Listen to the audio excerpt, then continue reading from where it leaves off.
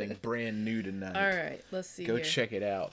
We should be live on YouTube. We should be For the live first time. on the church. Exactly. We should be live on the church's page. We should be live on Talking Toast Facebook. page Yeah. on Facebook. Let us know if It you says can it's hear streaming us. to all of them.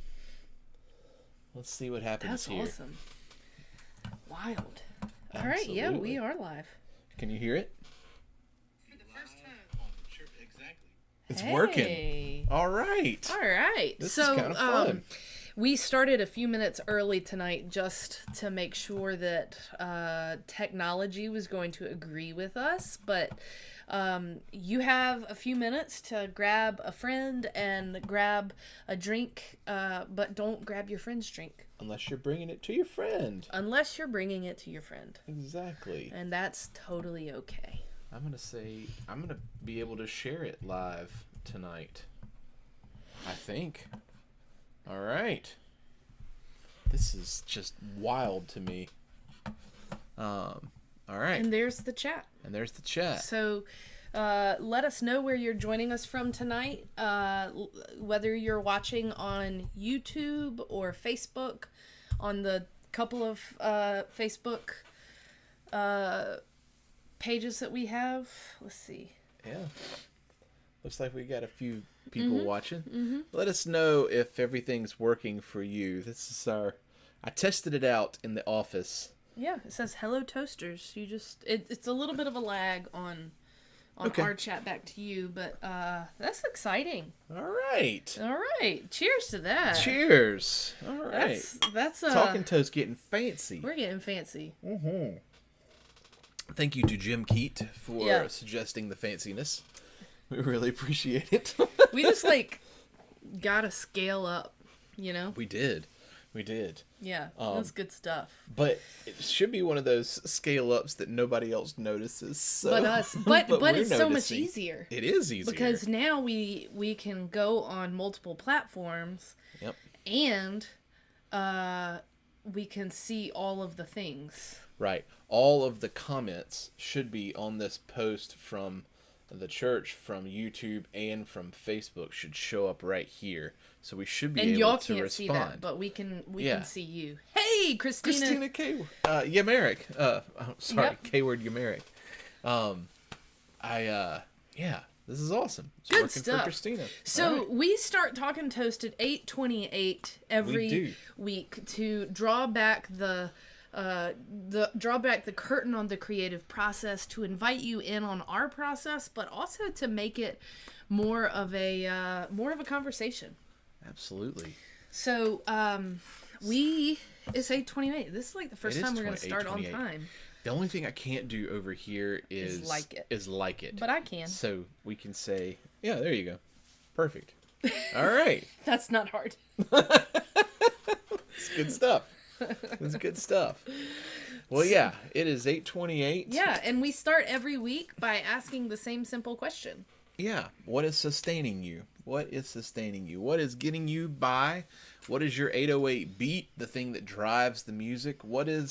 It drives hip hop, I guess. Doesn't drive all music. Not all music has an 808. Does the 808 beat drive the disagreement between Kendrick Lamar and Drake? I don't know. But there's a great Saturday Night Live sketch called Good Morning Greenville or Wake Up Greenville. Apparently there was another song released over the weekend. I don't know. But I guess what I'm saying is I'm more along the the people who have no idea and I don't really Well, know they what's talked going about on. it on NPR this morning, which you know that a rap battle is getting intense when Yes. they talk about it on NPR, which they noted Kendrick Lamar. Is it Kendrick Lamar that has the Pulitzer? I don't know, Katie. I love that Rachel Pennington said 808 doesn't drive Stained. It's been a while since we've made Stained references. Exactly a week. Exactly a week. Oh, man. I just want to shout out that Rachel Pennington was an all-star and sent me a Stained t-shirt the next day. And I just really appreciated Oh, my that. Lord. Yep. I love it. I love it. Rachel wouldn't know where to find a picture of a Stained t-shirt. Yeah. It's funny, too, because with that, the most I think the most unexpected people like chimed in. Like Alex Oh, yeah. Gallimore was one of the ones who chimed Yeah. in and said "Stained." I was like, I didn't picture Alex listening to Yeah. Stained. And Rachel Pennington, I didn't picture Rachel Pennington. You didn't picture me listening to Sting. Sure, Zach didn't picture you listening to Stained. Anyway, can you name 2 Stained songs? No. I can't. I bet Anyway. Rachel can, though. Rachel can do everything. Oh man. Well, yeah. So what is sustaining you? We oh, I don't listen to that. Yeah, I hear you. Yeah, we don't either. We would love to know. Pollute her ears. We would love to know what is sustaining you. So chime in, let us know. We've got the Yeah, we can see all of your comments. exactly. We can see all the comments.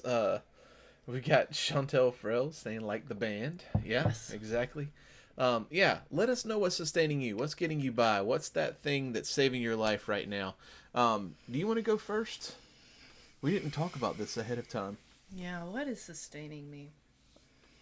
Do you want me to go first? You go first. I I don't just know. I'm had gonna- this taste in my mouth that maybe the dishwasher didn't all the way rinse the cup. Sorry. Well, I'll say this. We've been doing this e-meals thing. I don't know if I'm. This is not a plug for e-meals. We are not sponsored by e-meals, but we will not turn down a sponsorship. Unless they want to sponsor us. emeals.com, I think. Is this awesome little app that comes up with all these different recipes, and as opposed to like you getting the box delivered and you never use all the stuff that's in the box and then it racks up, you don't want to throw things away anyway. So now you can buy your own stuff that rots. You can buy your own stuff at the grocery store, or you can have it the grocery store deliver it to you. And it'll but rot in your fridge. every meal we have had from e-meals has been awesome. It's been it's been great. The the thing. So I'm finding joy in cooking again, and I'm really loving that. So That's really sweet. yeah, it was fun. What's sustaining you? Ooh, what is sustaining me? I have what are you doing? I'm switching this in case Okay. He took my wine. it tastes the same. Okay, well, give me mine back. Sorry. I have been sustained by kind of being back in our community and like getting back into like catching up with our friends. We went out to dinner with Brian and Lauren on Saturday night, and I went to go see a friend today, and we got back in our community at church. Like, there is something special about like going away, but there's also something really special about coming home and having a group of people worth coming home to. Yeah, and it being home. And it being home, yeah. Makes a difference. In spite of not unpacking yet. Oh yeah, we are home. All of our stuff is at home. It's just It not. is all here and in the original places we put it when we left London. Exactly as we left it. Yep, that was good. That was good. But yeah. we were away. Thank you for sticking with us as we took a little vacation and took some time away. We did a little spring break with Talking Toast, and it was nice. Christina mentioned having a great visit with her sister. I enjoyed meeting your sister on Sunday. Your That was sister awesome. Wonderful. Absolutely. That was great. Absolutely. From Ohio. Ohio. That's right. O-H. Well, no. No. So this week is kind of a significant day in the calendar that we follow. Right. It's the 7th Sunday after Easter. It is the 7th Sunday after Easter, But also known as Ascension Sunday, which Well, is yes not and no. Ascension is 40 days after Easter. Right. So technically I think it's May 9th, which is 2 days from now. But we since we don't have services on Thursday, we're going to go ahead and do Ascension Sunday. Yeah. And That makes sense. Exactly. And so what happens on Ascension Sunday?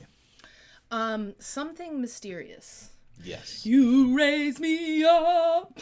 Josh Groban just makes an appearance. Josh Groban comes out on Eagle's wings with Charlotte Church. Wasn't that her? Charlotte Church? I can't remember. Singers can, Ascension.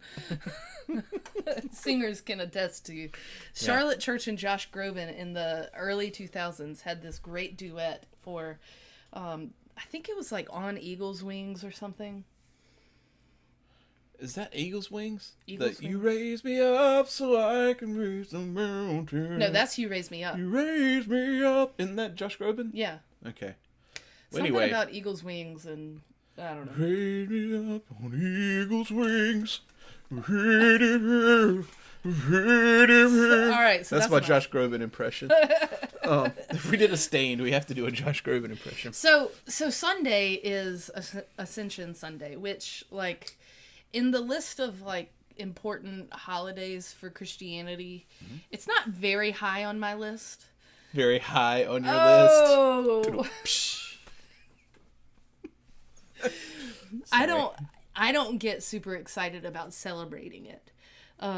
However, I think we're gonna have some fun with it. We will have some fun with it. So the first, why don't we why don't we switch this up?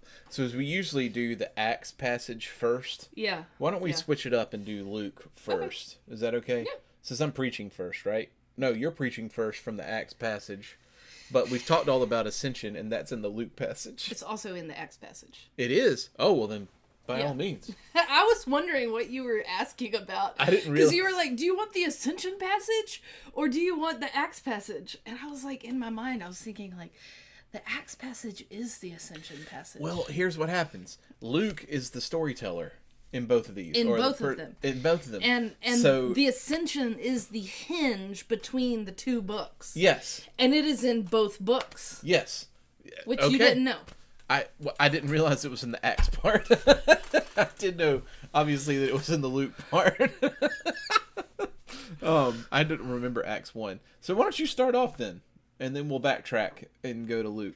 Yeah. So the Acts passage, the Ascension happens. It's wild and mysterious. Jesus mysteriously disappears. So I think there are some people who look at the Ascension and they're like, oh, Jesus just like lifted up in their midst.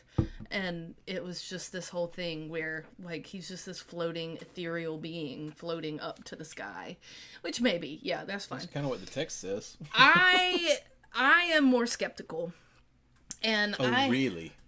in case you couldn't tell. And I think Jesus just disappeared and they had to come up with a reason why.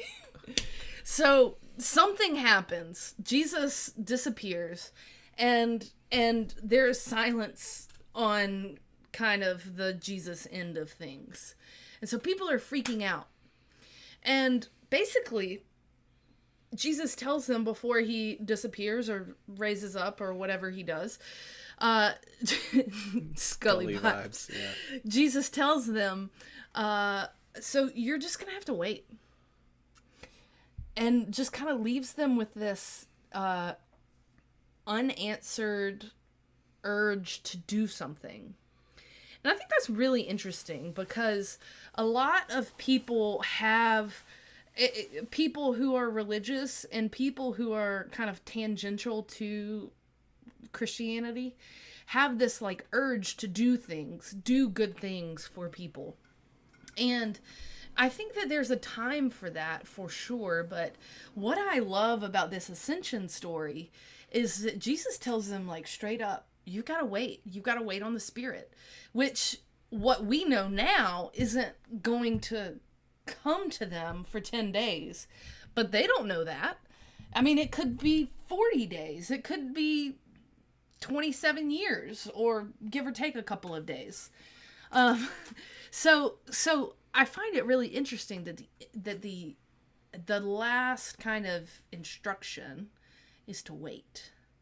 And that's kind of countercultural to what we expect.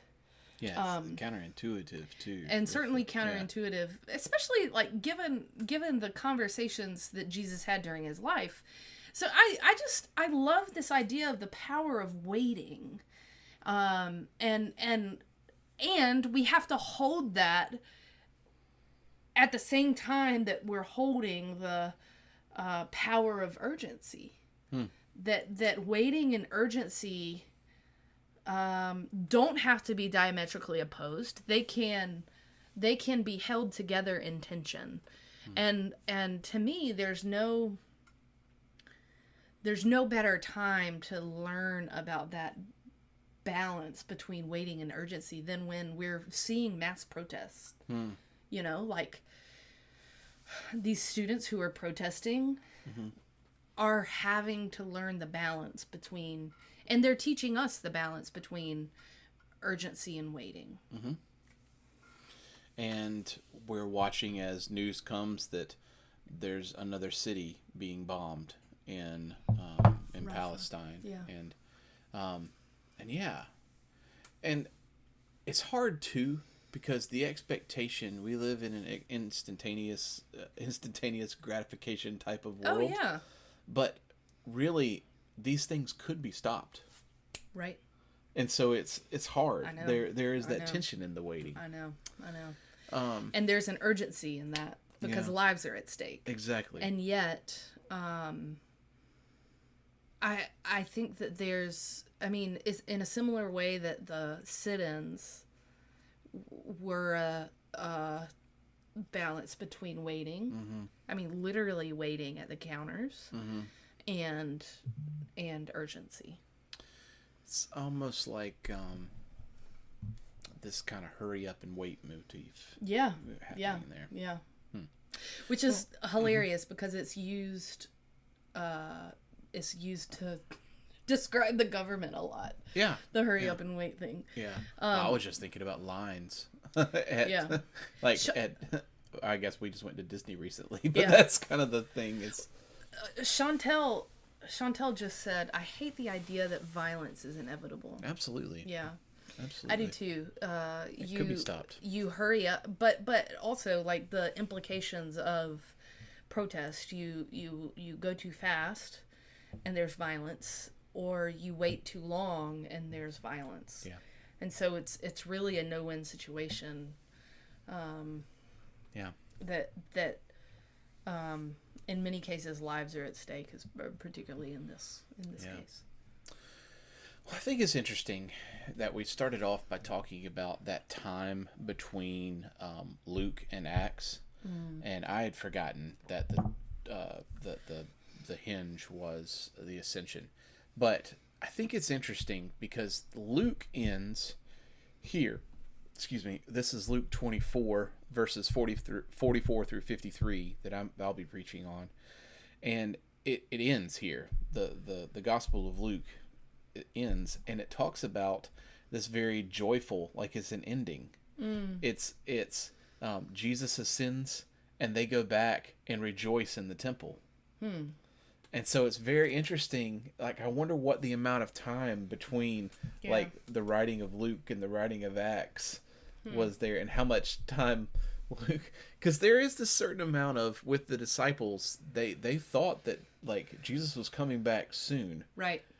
And then gradually, as people started to die and time moved on, it's like, wait a minute. That's really interesting. So that's like, maybe the waiting was added in later, as a pastoral care matter. Yeah. You know, like these people are getting impatient. And so we're going to add in this waiting element. Well, they were told to wait in Jerusalem. But it doesn't say, but they went back to Jerusalem with joy. So it wasn't like a, anyway. Yeah. So I think it's interesting. In the Luke passage, so keep in mind this happens before, in the writing, this happens before the Acts part. I've preached on some of this passage before, because this is the one where I kind of focused on Jesus comes back and basically to the disciples says, "I'm hungry. You have anything to eat?" And then they're all sitting around and they're just kind of, their minds are blown. And then it said very clearly, he opened their minds to understand the scriptures. And then it's just this kind of quick storytelling. We don't know if there's days in here or what, but all of a sudden it just kind of moves and moves and moves, and then, and then, and then. And then it says they went out of the city into Bethany, and he blessed them. And while he was blessing them, he was carried up into heaven. And that's it. Yeah. And Yeah. I want to hear what you have Yeah. to say, but I want to make one more point with this.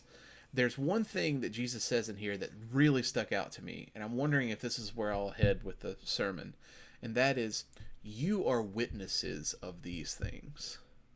Meaning, Jesus talked about, you saw the scriptures being fulfilled, you saw all of this. You are witnesses of this. And I wonder what that makes us now in this. And I wonder what that calls us to notice. What are you witnessing? And what does that cause? What does that stir in you? What are you witnessing, and what does that stir in you? That's interesting. So, what were you talking about? Well, I just was listening to you say something about the blessing. Like, he blessed them and then was carried up. And it says while he was blessing them. Okay, well, either way. Yeah. It feels like the opposite, maybe bookend, the opposite action from the baptism blessing.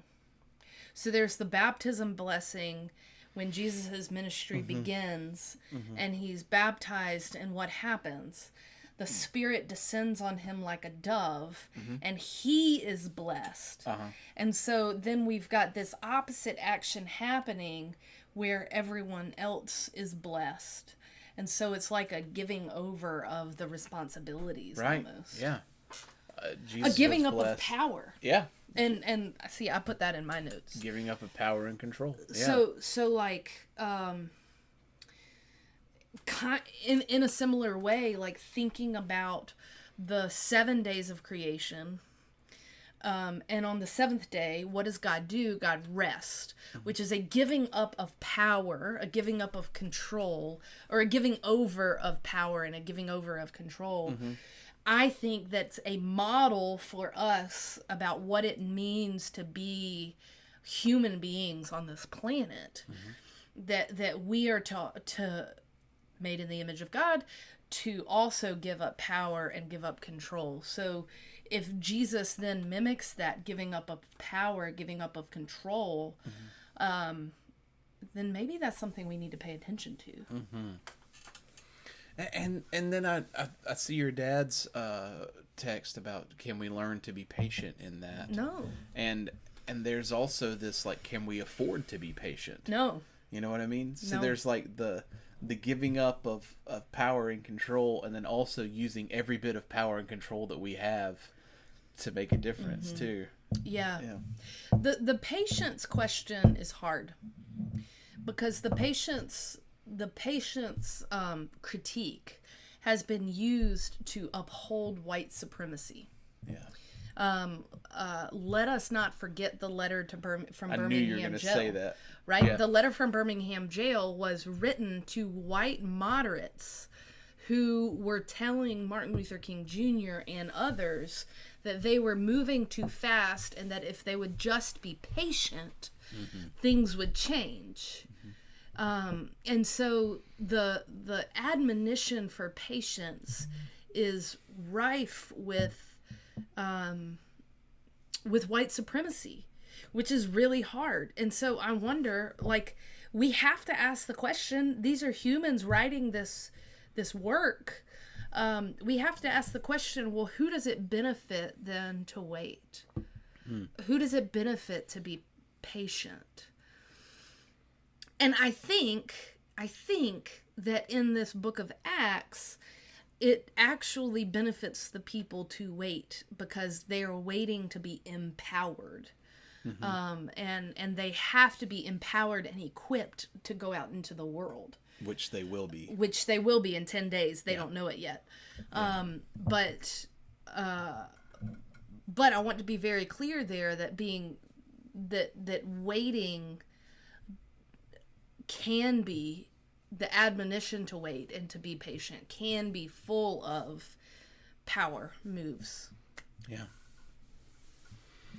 And yet, it's also something that the patience side of it is also like when we give up the control and the power in that, that is an act of patience too. Yeah. Right? Yeah. So it's the tension of all these things being held together. Oh yeah, this is good. All right. Mark Winter says, I think it depends on whether or not you're asking for patience as a procrastination tactic, or because you're doing the hard work of relationship building, teaching, pushing. Yeah. I think that's going to make it into the sermon. Yeah. That's the patience is not for the purpose of putting off the work, but is for the purpose of building up the work. What's your purpose in patience? Ooh. Yeah. All makes right. sense. That's a good word, Mark Winters. Yeah. Maybe that'll come out in your sermon, Mark. Yeah, absolutely. That's good stuff. Yeah. It's like we've been married for a little while. All of our phrases end up being the same way, and then we both just like crossed our arms at the same time. Dadgummit. Relationship change doesn't happen instantly, but it needs to happen. Oh man. Yeah. That feels like something that like Mark and I have talked about. Mm-hmm. So I really appreciate you saying that, Mark. That's great. Those are good words. Chantel says we're cute. Oh, well, we think y'all are cute too, Chantel. All right. Well, we've talked. We have talked. This is good. I don't know where all these sermons are going to go, but I'm excited about the tension and all these things. Yeah. And this is going to be fun to dive in and talk more about it. Yeah. I wonder if this is something where we do completely opposite sermons. If this is one of those Sundays where I talk about the value of patience and waiting, and then you talk about the value of urgency. And I don't know. I know we've done some stuff like that before, but like to draw out the tension there that like you're not always going to tie that up with a bow, right? That is life's tension. Exactly. And I could go with that with the you are witnesses of these things. Mm-hmm. If you're witnesses, you've got to do something with that. Yeah, or there's if not, an urgency it doesn't. there. Yeah, exactly. Well, all right. Mark said we may need a collection for Sophie's therapy. This is a lot of clergy nerdery. Yes. Yes, that's why Indeed. she's asleep upstairs. Yes. This is good. Yes. Although Sophie, today we were walking back from school and she was asking me all about baptism class and what those things mean. And then she said, "You know what, Dad? I think I just want to teach my own class." She's going to be a John Smythe and baptize herself. She is giving a children's sermon on Baptism Sunday, which is going to be awesome. Pentecost Sunday. Yeah, Pentecost. Yeah. I can't wait to talk all about I can't these either. It's baptism going to be so and fun. Pentecost and all Maybe those things. Sophie should join us for Talking Toast next week. Maybe she should. Yeah. Let's see what we can do. We'll see. Chantel says she's amazing. I agree. Bring her milk down. Cheers. Please. All right. Man. Well, we've got Friends, to toast. We haven't toasted. Sorry, I didn't catch that. Well, I wasn't talking to you. We have a third. Yeah. Will you like to start us with a toast? Go from this place, friends, and go knowing that there is power in waiting, because in waiting you can spend time building relationships, and gathered people, organized people create power. And know that what you are witnessing right now matters, and that there is an urgency behind all of it.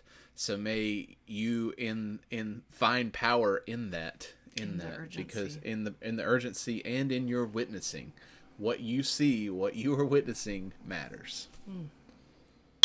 Cheers, y'all. Mm-hmm. Whew. Experiential theology. We choose red wine often on this show. Really? And I swear to y'all, I do not drink it before we sit down. But I still get the purple teeth. Yeah, it happens. Don't worry about it. Anyway, that's it. Good word. Amen, Dr. Calloway's, Joanne says. Reverends, doctors, Callaways. And also to you, Dr. Spence. Absolutely. Man, we've got some good folks. Yeah, these are good people. And Dr. Winters. That's right. And Dr. Schlimmer. And Dr. Schlimmer, yeah. That's good. Are you out of craft beer? No, we're not. We just went with some wine. We're just watching tonight. our waistlines. Yep. With Bordeaux wine. With wine. Yeah, I did cook with butter tonight too, which makes sense. Well, friends, we're gonna figure out how to stop this stream, and thank you so much for joining us tonight. We'll be on next week to talk about Pentecost. Dun, dun, dun. And might have a little minion with us. We'll see what happens. Maybe. We'll see what happens. So we'll see you. Whiskey is good for that too. Absolutely, absolutely. So we'll see you next week, friends. Have a great night, a great week. Whatever. Anything else you want to say? A good life.